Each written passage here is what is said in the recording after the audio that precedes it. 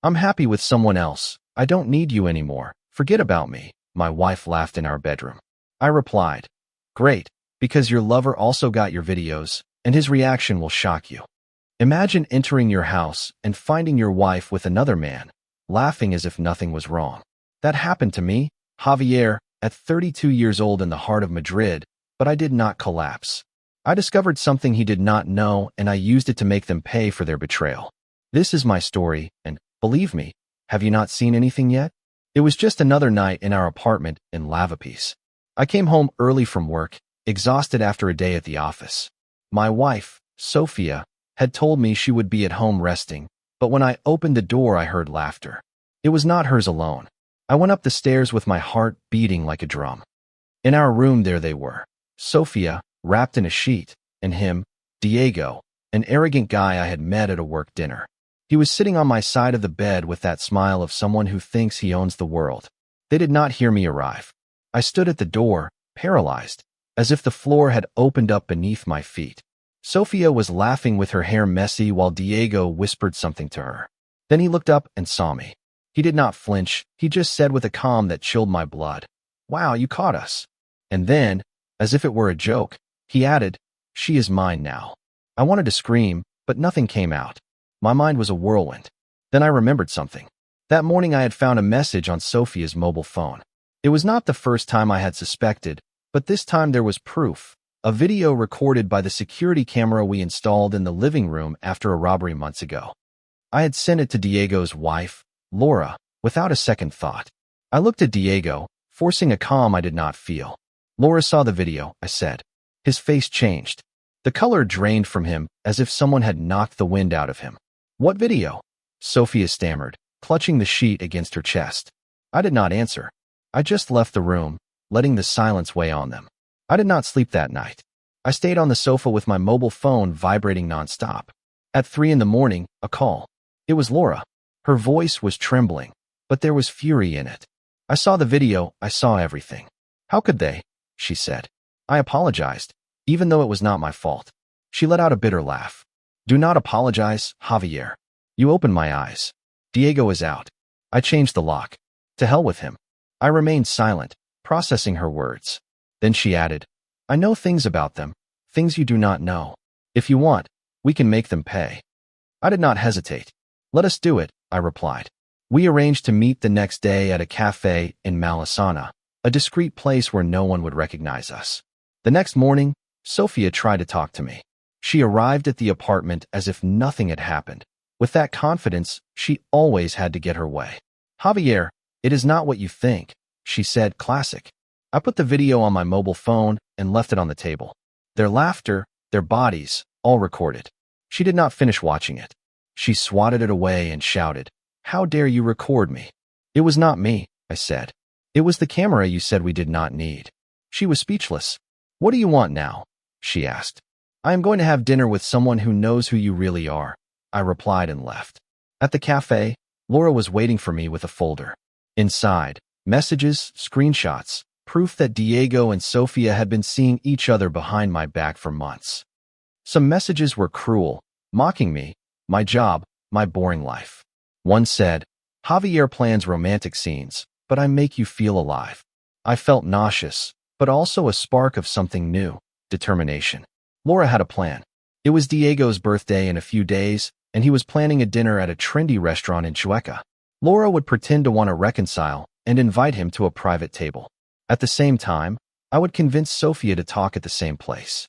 They did not know we would both be there. The trap was set. I arrived at the restaurant with Sofia.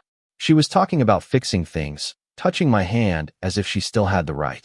I nodded, but my eyes were on the entrance. At 8 p.m., Diego walked in. Then Laura. Their faces when they saw us were a poem. Confusion, fear, pure panic. Sofia dropped her glass. Diego moved forward, trying to maintain his composure. She is mine now, he repeated, as if that would solve everything. I took out my mobile phone and showed the video, but with a twist. Laura had added her voice narrating every detail, dates, places. Then I said, and every mobile phone in this restaurant has this now. AirDrop is a wonderful thing. The phone started to ring. The diners looked, they murmured. Sofia was trembling. Diego, White as a sheet, said nothing. Laura and I went out the back door, leaving the chaos behind. In her car, she smiled, but with weariness. This does not end here, she said. And she was right. The story was just beginning. After the chaos at the restaurant, I thought Sofia and Diego would back down. I was wrong. 2 days later, my mobile phone vibrated with a message from Sofia. I am pregnant. We need to talk. My world stopped. Pregnant? With whose child? The doubt gnawed at me, but something in her tone smelled like a trap. I called Laura immediately. It is a game, she said without hesitation. They want to control you again. But I could not ignore it. I agreed to meet Sofia in a park in Retiro, a public place where she could not manipulate me. I arrived first, sitting on a bench under the trees. Sofia appeared, walking with quick steps, as if she wanted to get it over with quickly. It is true, Javier. I could be, she said, sitting next to me. Her voice was soft, but her eyes were looking for my reaction. Could you be? I asked. I did a home test. It was positive, but I am not sure. I did not know whether to believe her. Whose is it? I blurted out. She dodged the question. I do not know yet. But if it is yours, it changes everything. It was bait, and I almost bit. Laura had warned me. Do not fall for it. So I kept my cool. Get a medical test. Then we will talk, I said, standing up. She tried to hold me back, but I left. That night, Laura called me. There is more, Javier. I found someone. Someone. Her name is Elena. She was with Diego before me. She has a story to tell. We arranged to meet at a bookstore in Chimberry the next day. Elena was direct, no beating around the bush. She showed us a notebook full of evidence. Emails, messages, even a complaint she filed against Diego for emotional harassment when he left her. He is not just a cheater, she said.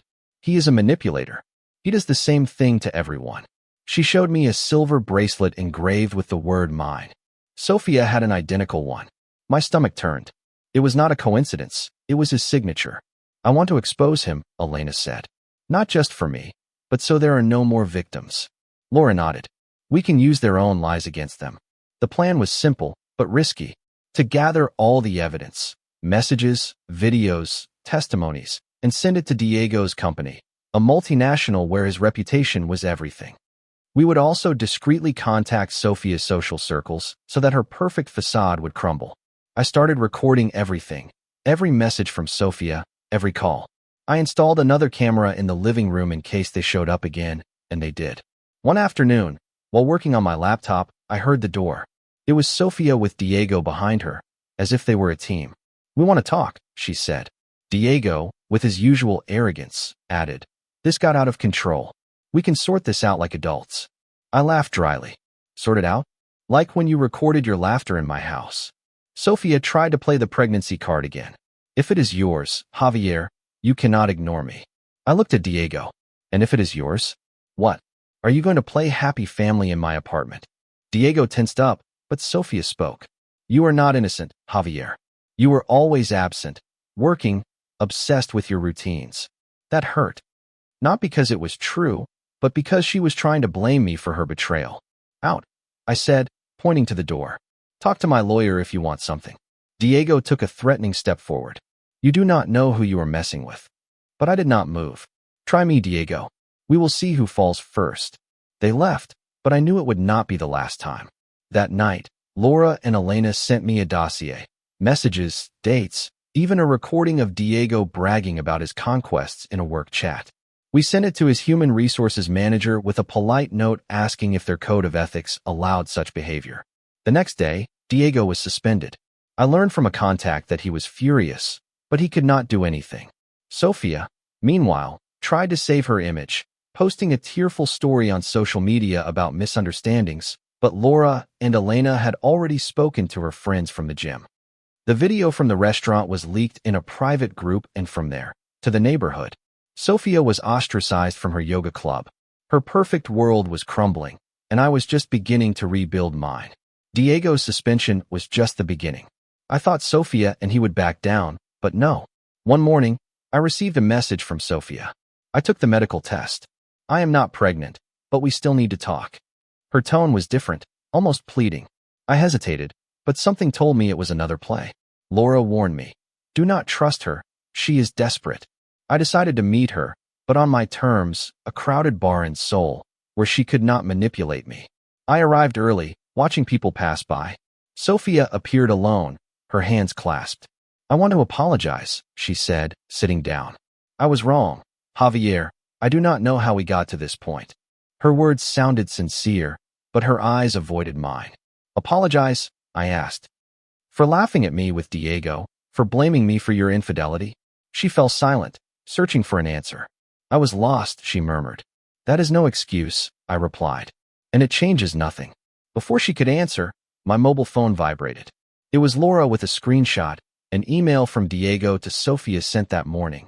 "Get Javier to lower his guard. We can fix this." I read it aloud. Sophia turned pale. "It is not what you think," she stammered. But I was no longer listening. I stood up and left, leaving her apology hanging in the air. That afternoon, Laura, Elena, and I met at a co-working space in Itacha. Elena brought more evidence. A former colleague of Diego confirmed that he had used company accounts to pay for dinners with Sophia, disguising them as client expenses. It was a minor crime, but enough for his suspension to become a dismissal. Laura smiled. "This is not just about us. It is about all the people Diego has harmed." We decided to take it a step further, contact a local journalist who was investigating cases of workplace abuse. We sent her the dossier anonymously with messages, recordings, and Elena's testimony. The journalist promised discretion, but soon published an article about ethical irregularities in Diego's company, without naming him directly. The damage was done. His name was circulating on internal forums, and his colleagues began to distance themselves. Sophia, meanwhile, continued to try to save her image. She called me furiously. "Why are you still doing this? You have already destroyed my life." "No, Sophia," I replied. "You did it." I just turned on the light. I hung up and blocked her number. But not everything was so simple. That night, I received an anonymous email. "Stop, or you will regret it." The sender was unknown, but I suspected Diego. Laura suggested I install more cameras and save everything to the cloud. "They are not going to stop," she said. "But neither are we." The next day, a surprise, a friend from university, Marcos, contacted me. He had seen the article and recognized the pattern. "Diego did the same thing to my cousin years ago," he said. "We met at a brewery in La Latina. Marcos brought a USB with messages that Diego had sent to his cousin, full of false promises and manipulation. It was another piece of the puzzle. "I want to help you all," Marcos said. "This cannot continue." With his help, we organized a private group on a messaging app. There were 5 of us: Laura, Elena, Marcos, a friend of Elena who had also been a victim of Diego, and me. Each one contributed something: dates, screenshots, even a recording of Diego bragging in a bar. The plan was simple: expose him on his own turf. His company had a corporate event in 2 days, a gala at a hotel on Gran Via.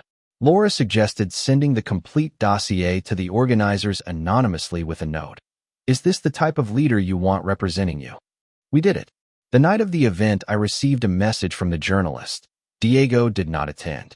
He was fired this morning. I felt relief, but also a pang of emptiness. It was not happiness, just a step forward. Sophia, meanwhile, continued to sink. Her friends avoided her, and her Instagram account, once full of perfect photos, was inactive. But I did not feel victorious. I just wanted to close this chapter. Then, Laura called me. "Javier, is there something else?" I found a bank account that Diego and Sophia shared. Suspicious transfers. My heart skipped a beat. This was bigger than I had imagined. The revelation of the shared bank account between Diego and Sophia left me breathless. Laura explained to me over the phone. I found statements in the emails that Diego did not delete. Transfers to a joint account, thousands of euros for the past year. For what? It was not clear, but we suspected they used the money to finance their getaways, maybe something more shady. We decided to investigate further, but carefully. Diego had already sent threats, and we did not want to underestimate him. We met with Elena and Marcos in a small office that a friend lent us in Chamartin. Laura brought copies of the statements, and Marcos, who worked in finance, analyzed the movements. "This is not normal," he said. "There are payments to hotels in Barcelona and Valencia and transfers to a company that does not exist in public records." Elena frowned. Diego always talked about investments. It could be a front. We decided to pass the information to the journalist, but this time with a contact in the economic police, someone trustworthy that Elena knew. We did not want to accuse without proof, but the documents spoke for themselves. Meanwhile, Diego tried to fight back. I received a message from him. "Stop, Javier. This will not lead to anything good for you." I ignored it, but I installed a new alarm at home and shared my location with Laura for security. Sofia, for her part, did not give up. She sent me an email. "Javier, we can resolve this without further damage. Let us talk." I did not reply. Instead, I saved the message and added it to the dossier. Every attempt of hers to manipulate me was another proof of her desperation, but something changed when her mother contacted me. "Javier, Sofia is devastated. She says you are ruining her. What is happening?" I did not want to involve her family, but I could not lie. I sent her a brief summary, the evidence, the video, the messages. Her reply was a simple, "I am sorry, I did not know." The final blow came when the journalist published a second article. Without naming Diego directly, she detailed financial irregularities in his company with allusions to a former employee. Hours later, I learned from Marcos that the economic police had opened an investigation. Diego had not only lost his job, now he was facing something much more serious. His web of lies was unraveling. Sofia tried one last move. She came to my apartment one afternoon unannounced. "Javier, please, stop this," she said with a trembling voice. "Diego is finished, and so am I. Is that not enough?" I stared at her. "Enough? You betrayed me, Sofia. You laughed at me while you did it. Now you face the consequences." She tried to appeal to our history. "We were happy," she said. "No, I corrected. You were looking for something more, and you found it. Now live with it." She left without another word, and I knew it was the last time I would see her like that. That night, Laura called me. The police found more. Diego was using the account to move client money, small diversions that no one noticed until now. It was the final nail in his professional coffin, but I did not feel triumphant. I had won, yes, but at a cost. My life, the one I built with Sofia, no longer existed. Then, Laura said something that changed my perspective. "Javier, this is not just about them, it is about you. What do you want now?" I did not know. But the next day, walking through the Parque del Oeste, I started to think about myself. I remembered my passion, photography, something I had abandoned for the routines with Sofia. I took out my old camera and took pictures of the sunset. I uploaded one to Instagram without expecting anything. To my surprise, it was very well liked. A local gallery contacted me for an exhibition. It was small, but it was a start. Diego and Sofia were falling, but I was starting to rise. However, I knew it was not over yet. Something told me that Diego had one last trick up his sleeve. The investigation into Diego was moving quickly. The economic police found more evidence, diversions of funds to personal accounts disguised as corporate expenses. His reputation was in ruins and his name was circulating in discreet but lethal headlines. Sofia, for her part, was fading from my life. Her social media went dark and I learned from a mutual friend that she had moved to her mother's house in Toledo. But I knew that Diego would not give up without a fight, and I was not wrong. One morning I received an anonymous message. "I know where you live. Stop now or you will pay for it." The tone was pure Diego. Laura and Elena urged me to report him, but there was not enough evidence that it was him. Instead, I reinforced security, changed locks, added cameras, and alerted the police. I was not going to let him intimidate me. Meanwhile, my life was taking a new direction. The photography exhibition at the gallery in Malesana was an unexpected success. I sold 3 photos on the first day, and a local magazine wanted to interview me. For the first time in months, I felt like I was building something of my own, but Diego was not finished. One night, while editing photos in my apartment, someone knocked hard on the door. It was him. "We need to talk, Javier," he said with a tense voice. I did not let him in. "Talk from there," I replied with the door ajar. He tried to play the victim card.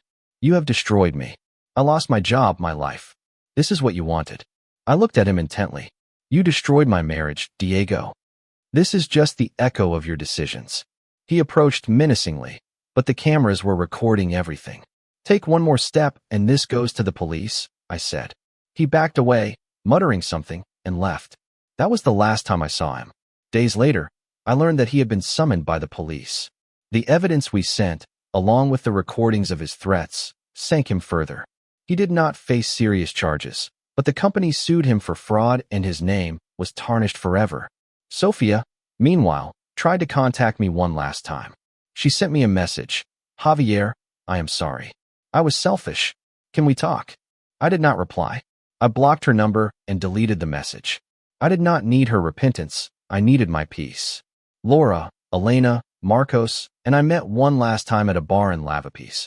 We did not celebrate, but we shared a silent relief. Each of us had recovered something. Laura, her dignity. Elena, her voice. Marcos, justice for his cousin. Me, my freedom. We talked about what would come next. Laura planned to travel. Elena was writing a blog about her experience to help other victims. I decided to continue with photography. The gallery offered me a permanent space, and an online store asked to collaborate to sell my works. One afternoon, walking through the Retiro, I took a photo, a solitary tree against the golden sky. I uploaded it with a caption, "Sometimes losing everything gives you a new beginning." I received hundreds of likes and messages from strangers who identified with it. One was from an old friend who invited me to a photography workshop in Barcelona. I accepted. It was time to leave Madrid, to leave behind the echoes of Sofia and Diego. They paid for their actions, not with violence or revenge, but with the truth. I did not need to destroy them. I just needed the world to see who they were. And in the process, I discovered who I was. Not the broken man they found in that room, but someone who could create, move forward, and live without looking back. When I returned to my apartment that night, my camera was resting on the table. I picked it up and smiled. The story was over, but mine was just beginning.